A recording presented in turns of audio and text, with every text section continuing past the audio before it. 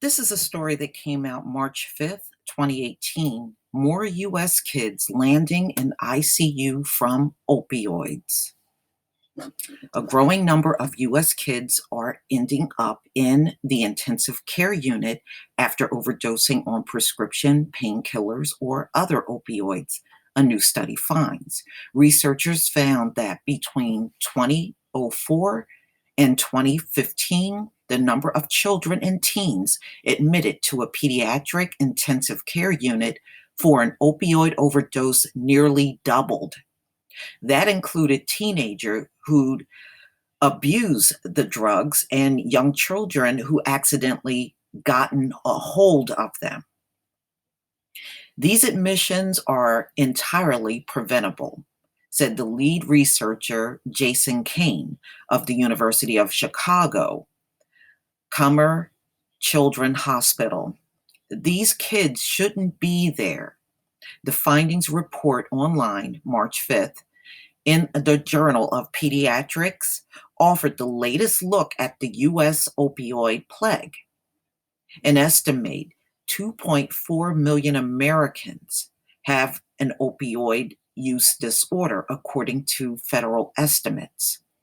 That includes abuse of prescription painkillers such as Vicodin and OxyContin, as well as illegal drugs like heroin. But while the focus is usually on adults, children have become the second wave of victims, Kane said.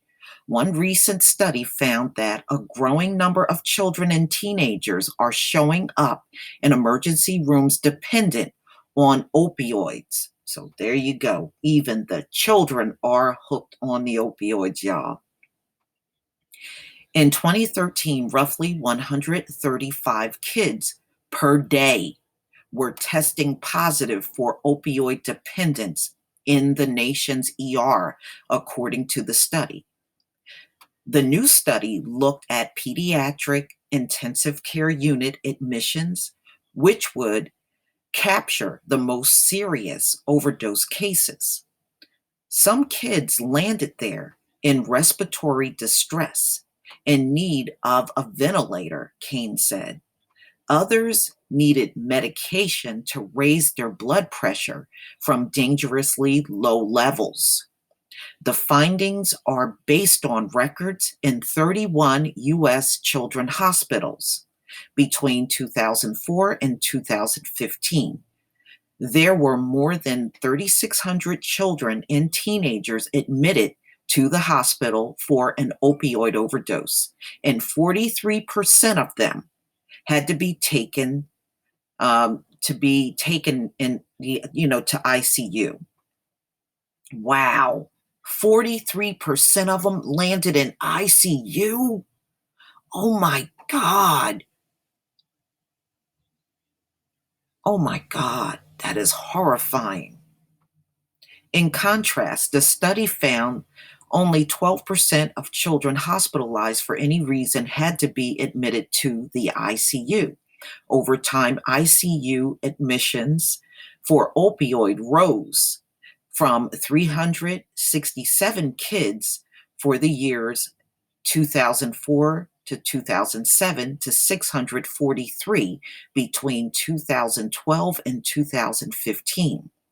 Most were teenagers.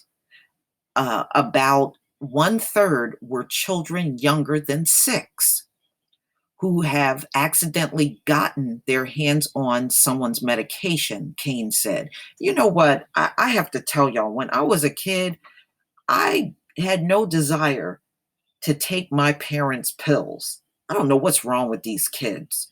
I know you're like, oh, well, they're real young kids. Even when I was a real young child, if my parents were taking medication, which a few times they were, I had no desire to take it. In fact, they had to fight with me to take stuff. When I had colds and flus, I used to hate the cough syrups and some of the stuff I had to take. Man, I didn't even want to take the stuff prescribed to me. Why would I want to take their stuff? Close to 2% of children who overdose ultimately died. The findings highlight Another tragic side of the nation's opioid plague crisis, Kane said. Almost 2% of these kids died of a completely preventable illness. Findings also point to a drain on healthcare resources. Didn't I tell you those opioid addicts are draining the country? I'm not surprised. And they are draining the resources. I mean, it's almost like in everything, even in the morgues around the country, they are so bogged down from all of these drug overdose bodies that they can hardly get to anyone else. There are only about 4,000 pediatric ICU beds nationwide. Wow, that's really not that much. His team found that over time, the cost of care of each child actually dipped from over 6,200 to over 4,500. Pediatric ICUs have found a way to care for them at less cost, Kane said. But he added, since the sheer number of kids needing care rose, the overall financial burden increased. I bet it did. Dr. Cheryl Ryan is chief of adolescent medicine at Penn State Medical Milton S. Hershey Medical Center. This plague is not limited to adults, said Ryan, who wrote an editorial published with the study.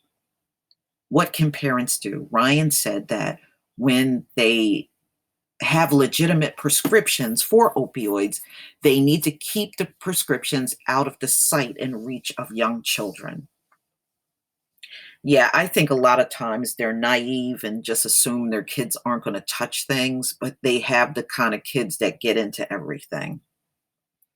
In one study finding, it turned out that about one-fifth of young children who landed in the ICU had ingested methadone. Methadone can be a drug of abuse, but it also illegitimately prescribed to treat opioid dependence. So they use a drug to treat a drug. Only in America. So Ryan said it is important for providers to prescribe methadone to talk with parents about safety using the medication at home. But parents of older kids also need to keep a watchful eye over prescription opioids, Ryan stressed. For instance, they could use a lockbox to store the medication, she said. And parents should never hang on to any extra painkiller pills, but dispose of them uh, appropriately. Yeah, that's true.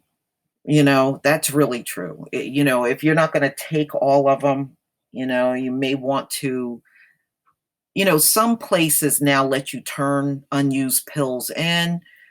What I did was I flushed mine down the toilet, but I know some people don't like that either. But in some communities, she noted, police departments have drug take-back programs where people can take their unused opioid prescription. I know they have that now, but see, back in the day when I was taking opioids, they didn't have anything like that. And I'm not sure if I would go to the police knowing how corrupt they are, they'll probably keep the damn opioids and sell them. You can't trust them either. More generally, Ryan said, it is vital for parents to look at their own behavior. If your kids see you inebriated after too much alcohol, she noted, that can send a message that substance abuse is acceptable. Parents should also start talking to their kids about substance abuse early on, Ryan said, around the ages of 8 to 10. I think parents often underestimate the power of communicating their values to their kids, she said, but it's so important. So there you have it. Not only are the adults hooked on opioids, ladies and gentlemen, the children in America are landing in the hospital over opioids, and many of them are addicted to opioids just like the adults. The children and the teenagers have a dependency problem in America. Please tell me what you think. Please leave your comment and subscribe. Don't forget to hit on the notification bell. Join me on Black Junction TV and blackspot.com. Peace, family.